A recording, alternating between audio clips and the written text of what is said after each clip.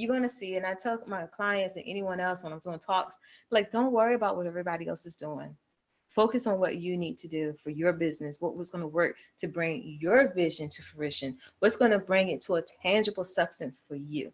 And then in the midst of it, also, even one of the challenges I've seen with people is it's that mental part, it's that inward part. So one of the things I do, I include mindset coaching with building these business strategies and everything, because a lot of it's us.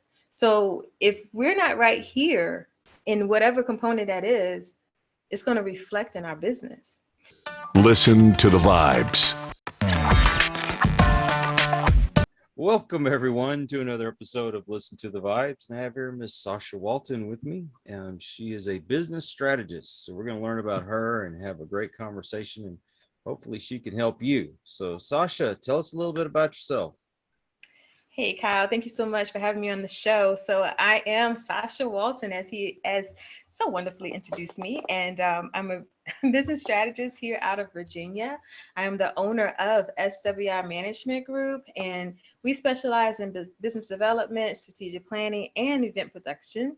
But I also have a personal brand story to my whole component of all that I am, and with the slight pivot that I had to make during the pandemic. I am the business strategist, podcast host, international speaker, and author as well. So that's me in a nutshell. You didn't have no excuse during the pandemic. You had to sit down and write then, right? Yeah, I had no excuse but to sit down, get it together, and I made it out.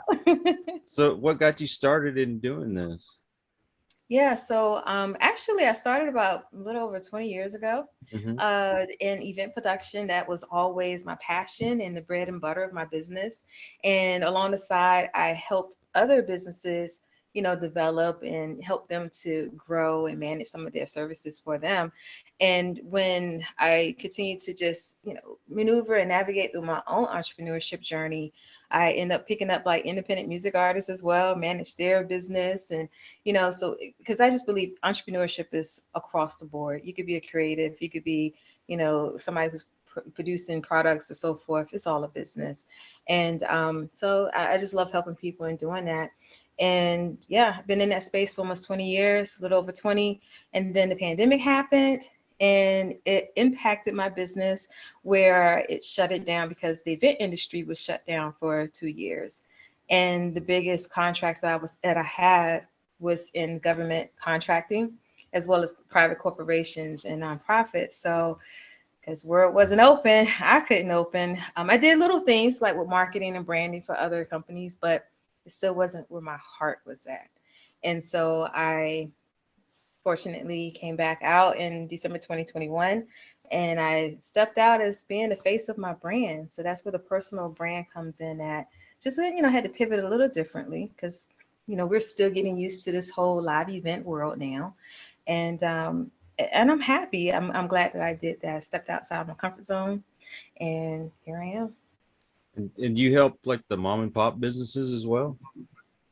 Yeah, I help mom and pop businesses, and regardless of what it is. I have a degree in business management and administration, and a master's in management, and so just being able to take all of my experience, all of my education and corporate experience, and put it towards whatever the need is for other businesses. Now, I'm really just getting started in my business. I don't even know if you'd count it as kicking it off yet, but I'm trying. Yeah. How would I go about, with what I do, making that plan and making it or executing it?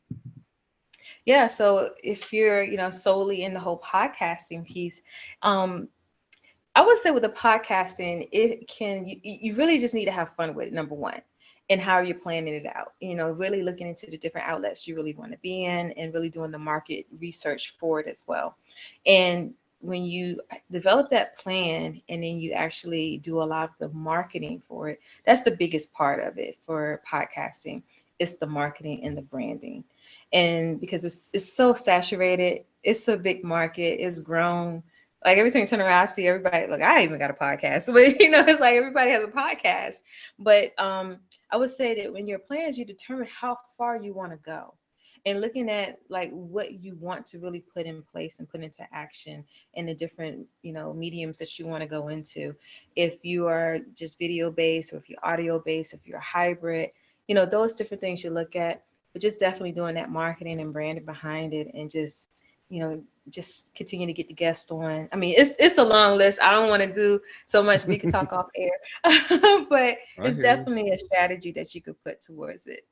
Now, what about those folks that want to get kicked off but really don't have a budget? Oh, good thing. I started my podcast without a budget. If you're talking about podcasting, it's Mhm. easy to do. If you have a business in general, it does depend on the type of business that you're going to do. Um, if it's something that, if you're producing products, of course, you're going to have some kind of income that's coming in.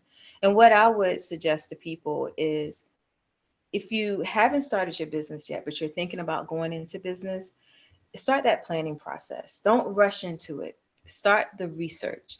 Research what it is, the market that is out there, what type of products that you're looking to do. And I just want to kind of focus on products a little bit, because that is a little Oh, no, different no, no. from Yeah. services. But yeah, but if you're going to have a product, look at the market first. Anything in business, you want to look at the market and where your customers really want, and where your customers are at. That's like the perfect time to find your target audience. And then to ask yourself, are you really going to create a product that people really would want? Would they want it? Do they need it? And how are they going to get it from you? You want them to want it and need it from you. And so whenever you could build that strategy in order for people to come in and you could provide that products for them, then definitely you're in the right spot. But have a budget. In your planning process, that's where you want to look at your projections, your financials. How can you pour money from your 9 to 5 into your business and start buying supplies? It's like I said, you don't never want to rush into it, because a lot of times people, when they do rush into it, either they get burnt out, they get stuck, and they just stop. It starts and it falls. Or you could be successful, but you don't have a foundation to really handle the amount of success that's coming in. So it's really good to start planning. If you are service based, depending on that type of service, the only thing you really have to do is just get out there and sell. So Mhm. you really may not need to have a true income. Maybe just something like, something that will just cover like your website, or just the basics to get your business started and rolling. But the biggest investment is going to be time and yourself in that business. So you just have to be ready to know what you're offering, know how to pitch and sell, and then going from there and start getting in your first dollars. You got a diverse amount of business that you can deal with, so you have to be kind of on your toes as well. Um, Yeah. just like for me, I'm going to spend just a short time on me, because most people are like really into selling an actual product. Hmm. Um, I started this out, no money. I found a computer. I think it was a Black Friday sale at Walmart, Yeah. and one of those discount. They were getting rid of a bunch of products at Best Buy, so I got a microphone and some headphones. Hmm. So my budget, I mean, you're talking a very minuscule budget. Yeah. I kind of know the market, and the people that are more into TED Talks and that kind of thing are going to be the more successful in what I do. Hmm.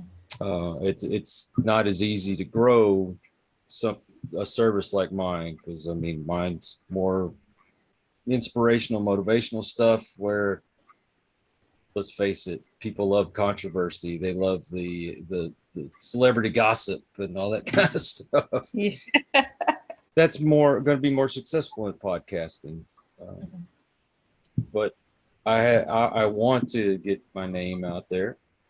But I say we're talking less than a $200 budget here. Yeah. So what would Yeah. I do? So here are some tips I would give for you.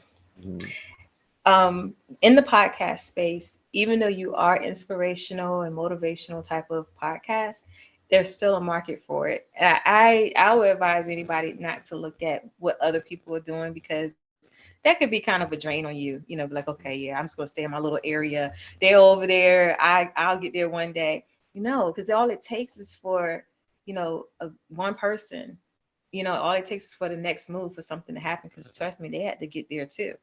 And so I would say with the marketing and branding piece, the visibility is going to make the difference. So my tip would be, become more visible. Have the flyers. You could go on Canva with the free subscription and create flyers for yourself, and just put it out there. Like I think we met in a podcast group, and that right there is a start. But when you continuously just promote your podcast and continuously just put it out there, if you're on YouTube, if you're on all the I don't know what service you're using, if you're on Anchor or you're on Spotify or so forth, just take your feed and put it on everywhere and just start to just market, just push it, get your guests on it. People are going to come and have your guests to promote the show as well that they're going to be on. So those are like just some little small tips you could do. But I would feel like for podcasts, visibility is everything. The marketing and visibility and how you brand it. And then from there, you can get sponsors. People that have been on your show, have them to sponsor a show or something. That way you're bringing in some kind of income for it. It all really determines like what you want that business model to really look like, and how you want to balance it out. I would say, for example, for my podcast, it's a free podcast. I don't charge entrepreneurs for coming on the podcast to talk about their business, because I feel like everybody needs a platform. But what I do, I'll go after sponsors. And I'll ask previous, people if they've been up there, especially if they have products or service, like, do you want to sponsor a show? And in that way, it comes back because, one thing, podcasts are evergreen. If you have it on the right site, it's always going to be there. If you're putting it on YouTube, it's always going to be there. And then you're doing the SEO behind it too. You're making sure that you have the search engine optimization, like the keywords and everything that's there to just keep it moving around for you. Those are some of the steps that you can do to really start pushing it and to help grow and have fun with it. I do have fun. I meet some of the most wonderful people when I do this. I can say there's probably been 2 guests that have been kind of, but for the most part, everybody that's come on has been just absolutely wonderful.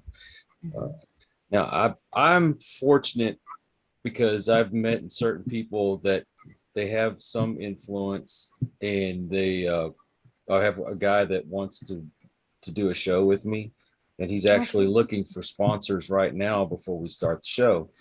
But not everybody gets lucky like that.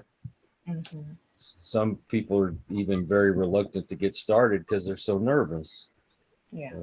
But let's get away from podcasting, because there's folks out there that's like, oh, I've got my cookies and cakes I want to sell, or I have my my thingamajig and whatchamacallit I want to sell.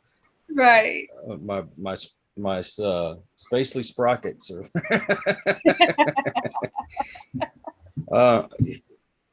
what's been like I don't know, is there one specific group of entrepreneurs that are looking for that help, or has it just been a wide variety?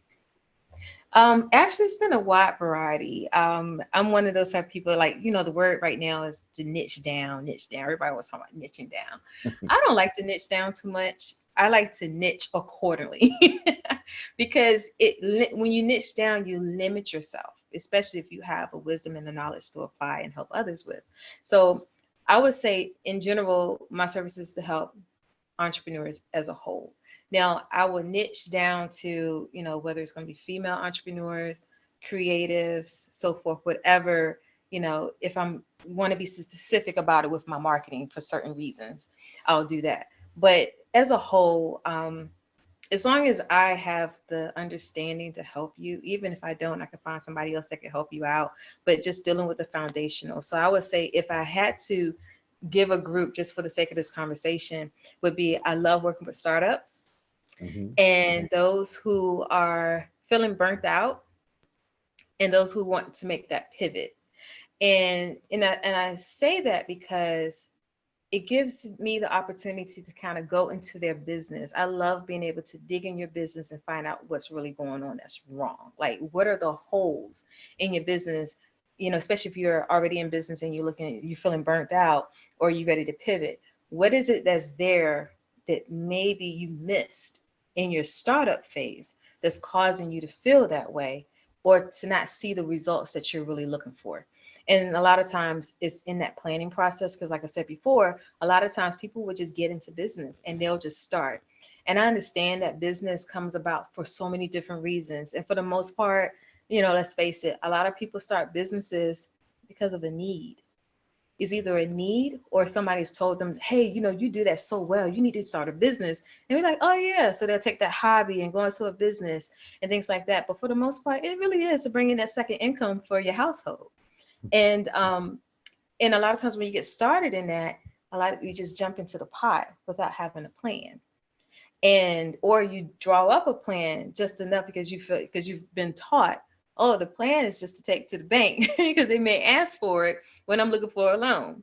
But really, I love that process because it's the planning aspect that you create the strategies for your business. You find that target market. You can find, how you want to market, how you want to brand. You can look at your financial projections before you even get started. And in that way, you have a clearer direction and your footing could be a lot more stronger in your business versus just doing it blindly or halfway. So that's why I love being able to work with startups and burnouts and pivots. I do find myself in more of the spaces where I'm working with more women, female entrepreneurs, but I can work with men as well. So I don't, like I said, I don't limit myself with what I have to offer. Because in general, my passion has grown. I've always been the type of person that love helping people with, especially with just people in general. But when it comes down to business, I love business, right? But with the pandemic, that made my passion even more stronger because so many businesses were impacted by the pandemic. You had people working with growing mom and pop businesses and was working so hard that they had no choice but to close down. And some of them did not have a comeback for it. So it's just like, what can I do to help someone else to build a strong, sustainable business, not just profitable, but a sustainable business that can help them, maneuver even through challenges. So that's where I'm at. Like I said, I've been through it myself. The pandemic had my business shut down. I didn't even know if I was going to just throw in the towel or just keep it going because I felt like it really hit me in a way that I wasn't, used to. But if I could come out, so many others can. And if I need to pull you with me, then let's do it. Yeah, I'll tell you what, the shutdown was, it was very challenging for everyone. But if you had a business, what were you going to come back to? And if you had that mom and pop shop and that was your total income, what do you do when you have a restaurant? Some people have other avenues that they have money coming from, but then those locally owned ones that let's say mom and pop, but what are they going to do? But it did open up a lot of opportunities for folks like you. You got kind of creative and said, oh, well, I can actually do this and do online. The psychologists and psychiatrists that I've talked to, that opened up new doors for them in new business. But let's face it, some people, they may be great cooks, but they have no business opening a restaurant. Have you had those kind of folks come to you? Yeah. It's like, I think with a lot of coaches or strategists or however they, consultants, you have to have that tough skin to say, look, you know what, you're really not making the right product. Like, what are your other gifts? What are your other skills? And maybe you just went in the wrong direction, and that happens, and it happens. And I really don't, if somebody comes to me and, which they have, and I'm like, okay, well, let's go back to the drawing board. Like, let's face it, there's sometimes I would see people, I'll go and look at their websites, some of the products that they have, and I'm like, yeah, I can see why you're not really, not to say in a negative way, but I can really see why you're not getting the results, because this right here, I wouldn't even buy it. So it's like, let's see how we can, is there something else you want to do? How can we repackage it? How can we, make it look better? Or, I've seen people, it's like have simple things like lip gloss. And it looked like the lip gloss that you could get out of Oriental Trading, you know? It's just like they're selling their website. And I'm just like, ooh, okay. And I would see, and it's not like clients of mine, but I would see people like on Facebook and they will put out there, I am so tired, you know, I don't know why people are not buying my product. So I'll go on their website just to see. I've never interacted, never talked to them about their business or anything. Just, follow follow them on Facebook. But I see it and I'm like, yeah, I can see that. But then it's like I have to, as people, we still have to tread carefully because you don't want to hurt anybody's feelings because you don't know what their capacity is like to handle criticism. Right. Or constructive criticism. So it's like if it's somebody you haven't, so what I would do if it's something I feel like if they make a few changes, then they could do really good. Then I would strive to nurture a relationship with them, more engagement, and then go into, hey, are you interested in working together? And I get them in and be like, okay, now let's talk about your business. But you still, you want to be very, heart-centered, in the things that you do. You can't just like go and hammer people and they'd be like, oh my gosh, she just came in here, just ripped up everything. But you still want to do it in a way that you would want them to continue on. After the work is done here, they have to take that and pick it up and keep going on their own. So I just want to be able to put in it, really instill wisdom and knowledge, not just do all the work for them, but just really so that they can just run and keep moving. And then I can sit back and just have joy in their success. That's the difference of either giving somebody a fish or teaching him how to fish. Mm-hmm. And you were talking about using your heart. That's exactly what I look for when I go to businesses. Now, yes, if I need a whole bunch of stuff and I need a good price, I'm probably going to run to Walmart. But I look for those businesses where it is that mother of five that started her own business, or the mom and pop place, because when I walk in the door there, somebody's there to say, hi, how are you, and welcome to my store, and can I help you? Not, oh, excuse me, can you help me? Oh, this is not my Right. department. Exactly. Yeah. That's it. Let's face it, I'm looking for that person that's going to give me attention when I walk in the door. Yeah. Yeah. Yeah. It's about that customer experience. A lot of people, even in small business, you have those that really they grasp onto that and they understand it. And you have those that's just like, okay, I'm just here. Even though they don't want to put it out there, they're just here, but they haven't grasped the fact that customers really make the difference. And when you have a good product or even a mediocre product, because you have good service and you make that person feel good, you basically sold them on your product, Mm-hmm. because they feel led and compelled to buy from you because they want to support you. So it's just like when you give that experience, a partner paired with, a wonderful service or product, and then you really create more door open opportunities because that one customer can bring back two, can bring back five, and so forth. They're the ones that can sit here. Referral is still a thing, Yep. word of mouth is still a thing, even though we have social media. But I would say it like this: social media amplifies word of mouth if you really think about it. Because people would get on social media and tear down your business just as much as they could lift it up It's true. based on the service that they provided or they gained from it. So, it's just all about how you look at it, but you definitely want to have that experience. Like my professional background always had a form of customer service with it. No matter what I did, even if I'm in management, I still had to work with people. But when you understand that people, the needs of people, and people just want you want to feel a certain way when you go in somewhere. So you take that same thing, you take that, the valuable principle of, treat people the way you want to be treated. And then when you look at it in that standpoint, when you create that value within your system, then that opens up so much more doors, because you have your service, you have your bit, then you have gratitude, then you have things that are not really tangible, but that energy from it can really help sustain your business.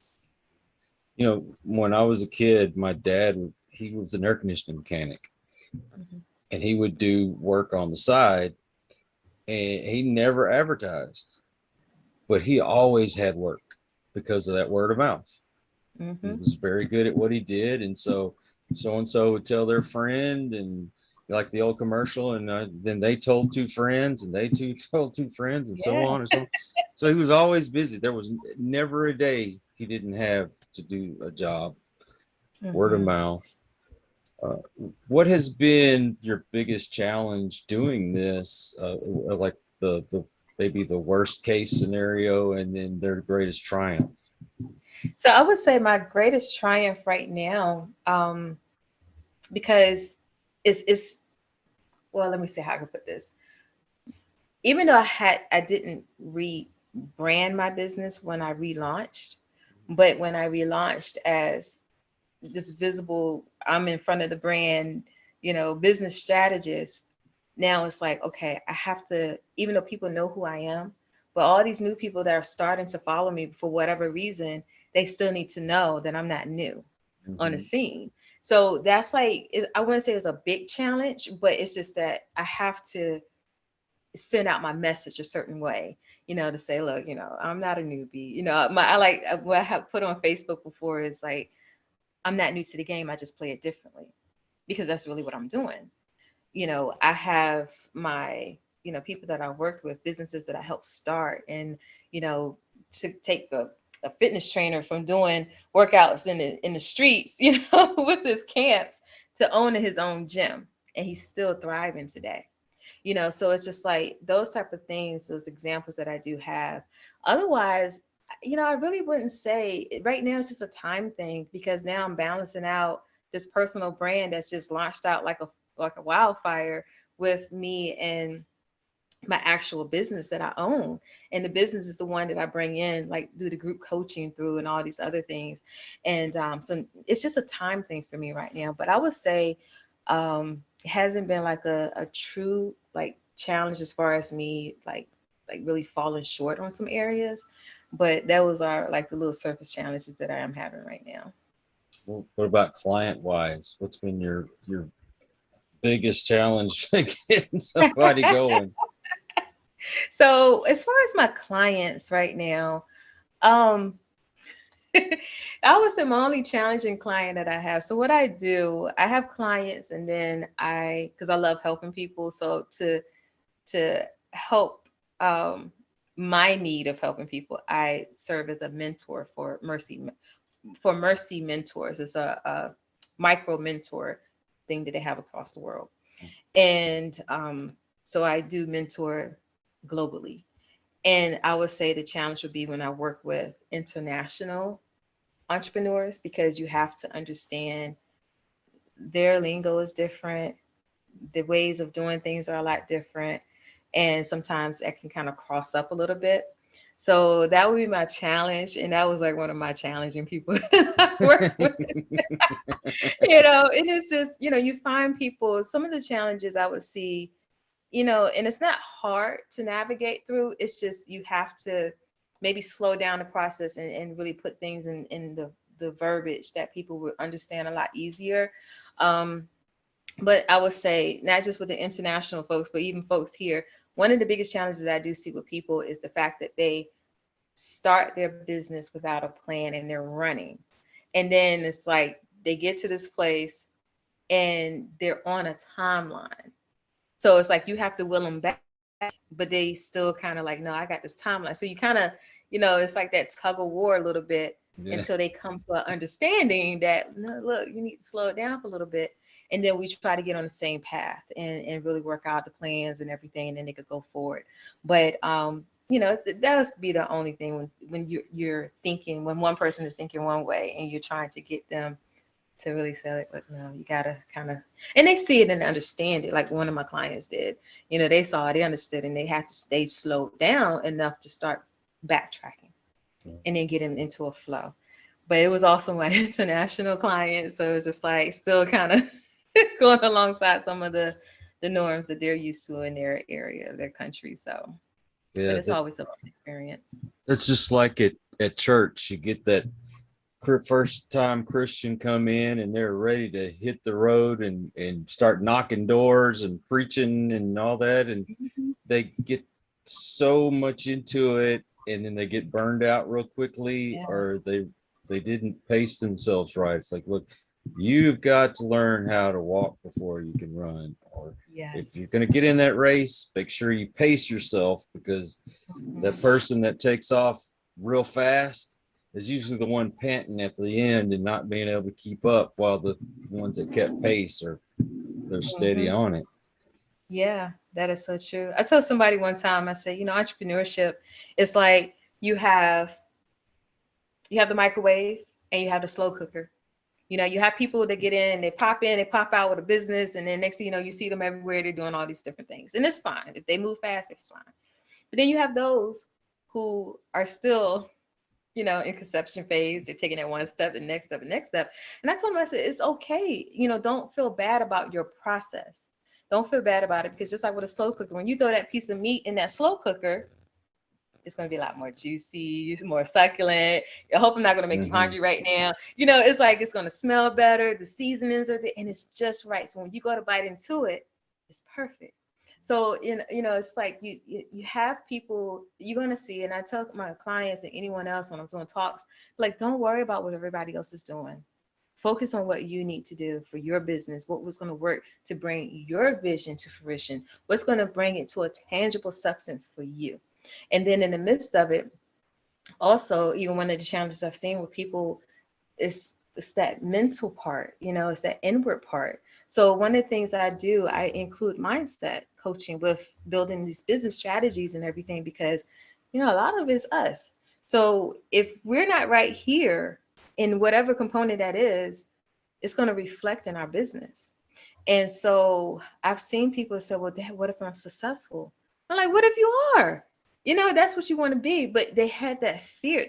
For them to ask that question, there was a fear there of success, of were they going to be successful and they failed, whatever it was, that fear. So that's some of the things too that I feel like, as a whole, I really do take a holistic approach to business. And as a whole, when you really look at yourself, you take that fear, you replace it with faith, and you take that lack of confidence and you release it with belief, and trusting in yourself and moving forward in that, and then knowing that you can just tackle each part that you have to go through. And procrastination, yes, a lot of us deal with that one.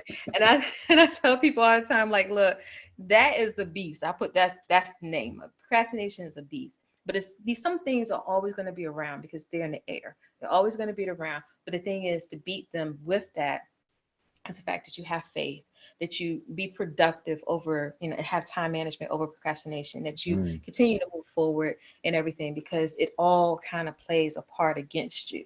And as long as you can allow those things to play against you, you always will sit back on the sidelines, or you will only do with so much in your business. And, and there's so much more to it, but that's how I like to really process with people. And shoot, I had processed myself that way. It's like it's something, it's human nature, but it's one thing. If you're going to aspire to do something great, you know that you have a purpose with the idea. And if you're going to walk in that purpose, go ahead and just do the things you need to do and show up for it. So let's say you have someone that comes to you and they already have a successful business, but they want to take it to another level. You help those folks as well. Oh yeah, I can help them as well, because then what we do is analyze, like really look at what they're wanting to do and how can they add it on to what they currently are doing, or should they do it as a standalone service, or how can we integrate it? So those are the things that I would do as far as analyzing their process and how they really want to do it, look at their plans, look at the idea, and how we can really make that work. Because even, and I love to use myself for example, because I've integrated so much in what I do. But the whole thing is making sure that it's never going to cause confusion with your audience. If your audience is used to you serving in one way, and then you start serving in a whole different area that has nothing to do with that way, it's like you really have to have a separate audience if you're going to do that. But my whole thing is like, before you even start it, let's look at how we can integrate it to make it one message. To still be like, okay, yes, I'm still this person, like I'm still Coca-Cola, but I still have Sprite. I have this, I have that, but I'm still all about beverages. or I'm Frito-Lay. I'm the chips person. I have this flavor, that flavor, that flavor, but I'm still serving chips. So it's like you always want to make sure you have that one message that people can't get confused by, because they'll get confused. And you said before you work with like local artists or people trying to get into the music business. Yeah, so so one of the things that I did in my early years, when I started out in business, um, it was events, and then I've always had a love for music, and I was an aspiring artist when I was in my teenage years. So when I was, doing my whole thing, I kind of stepped back after a while, but then other people knew what I was doing, so they'll come to me and ask me to teach them the tricks and the trade of the business. So I said, okay, well, let me just start this as a business. And so that's how I did both of them, but both of them worked because I could have an artist and I could, produce the event at the same time, the concert. So it all worked. But in that space, excuse me, I've managed certain independent music artists. And one of the things I realized with them, because artists too, same thing, they go here, they fall back. If they don't have the support, they don't have the money, it's the same entrepreneurial journey. They're just in a different industry. And that's why I found the missing link with a lot of them. So whenever the artists that I work with, I always talk to them about business. And I stepped away from management. I went into consulting. And then I was like, okay, if I go back into this space, I want to come back differently. And I wanted to have a different niche. And everybody's always talking about music business, how to navigate through it, how to understand contracts. Everybody says the same thing.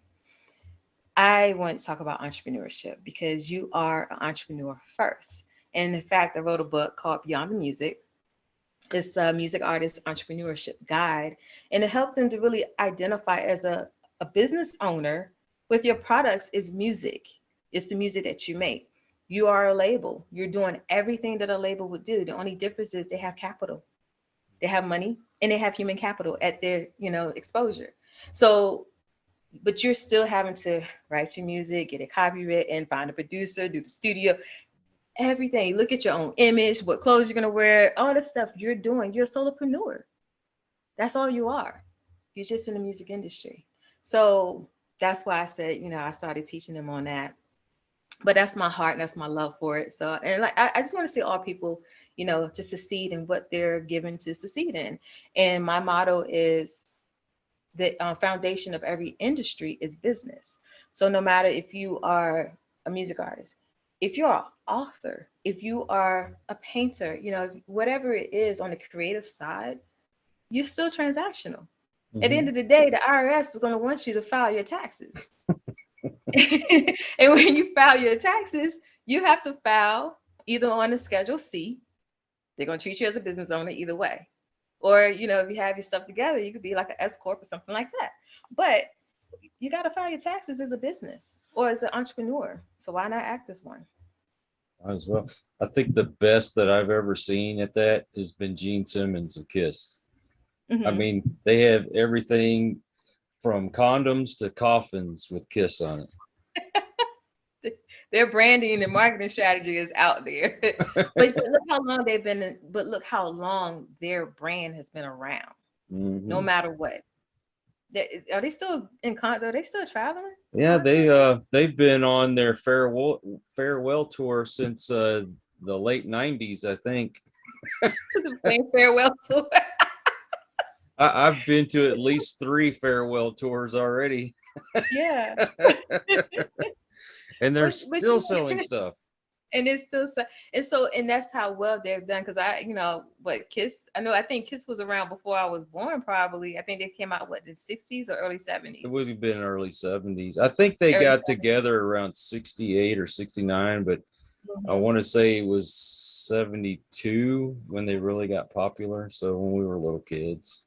Yeah, so they were still part of that whole MTV when MTV came out and did that thing. I'm a 70s baby too. But so it's like I remember that group. So for them to still be, their paraphernalia is still selling, they've done really an excellent job with that. I mean, you don't even hear about Twisted Sister, and they was around the same time too. So it's like who levels up in that playing field? That's true.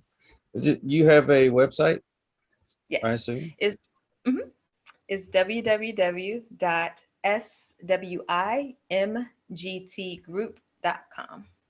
And you said you wrote a book. So where can we get that book? So the book is actually have two now. Two? So yes, two. So for music artists, if you're interested in learning about being an entrepreneur, you get Beyond the Music. It is on Amazon.